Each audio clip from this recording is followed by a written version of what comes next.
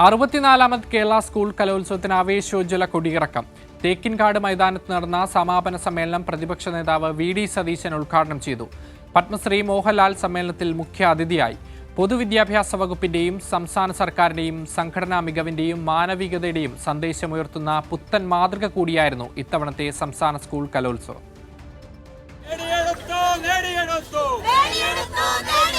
5 ദിവസം നീണ്ടുനിന്ന 64ാമത് സംസ്ഥാന സ്കൂൾ കലോത്സവത്തിന്റെ സമാപന വേദിയായ തേക്കിൻകാട് മൈതാനം ജനനിബിഡമായിരുന്നു. പ്രതിപക്ഷ നേതാവ് വി.ഡി. സതീശൻ സമാപന സമ്മേളനം ഉദ്ഘാടനം ചെയ്തു. ജനങ്ങൾ ഹൃദയത്തിലേറ്റും ഇതുപോലെ ഒരു ഉത്സവം. ഇത് ഏഷ്യയിലെ ഏറ്റവും വലിയ ഉത്സവമാണ്. ഞാൻ ഈ വേദിയിലിരുന്നപ്പോൾ ഈ സദസ്സിലേക്ക് നോക്കി. എന്തൊരു ക്രീമായിട്ടുള്ള കുട്ടികളാണ് ഇവിടെ എല്ലാവരും വന്നു ചേർന്നിരിക്കുന്നത്. ഇവരെല്ലാം നമ്മുടെ കേരളത്തിൻ്റെ നമ്മുടെ എല്ലാ സ്വപ്നങ്ങളെയും യാഥാർത്ഥ്യമാക്കാൻ കരുത്തുള്ളവരാണ്.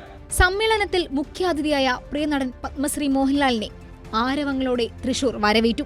യുവ പ്രതിഭകൾ മാറ്റുരയ്ക്കുന്ന കലയുടെ ഏറ്റവും വലിയ ആഘോഷങ്ങളിലൊന്നാണല്ലോ നമ്മുടെ സംസ്ഥാന സ്കൂൾ കലോത്സവം. കലാകാരൻ എന്നത് കൊണ്ട് തന്നെ എനിക്ക് ഈ വേദിയോട് അത്രമേൽ ആദരവാണ് ഉള്ളത്.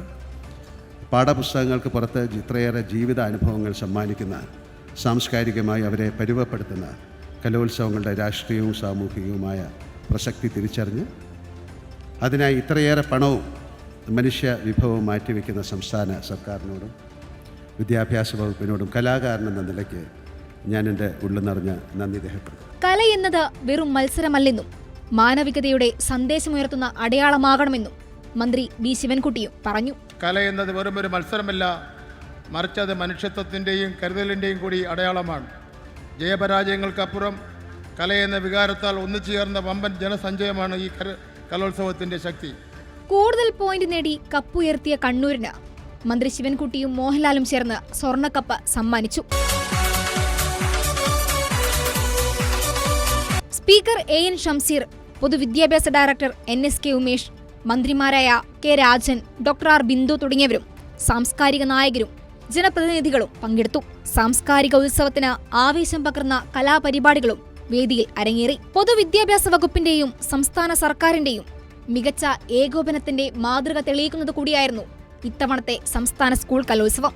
രോഗബാധിതയായ വിദ്യാർത്ഥിക്ക് ഓൺലൈൻ വഴി മത്സരത്തിൽ പങ്കെടുക്കാനുള്ള അവസരമൊരുക്കി ചരിത്രമെഴുതിയാണ് കലാനഗരിയിലെ പൂരം കൊടിയിറങ്ങിയത്. കൈരളി ന്യൂസ്, തൃശൂർ.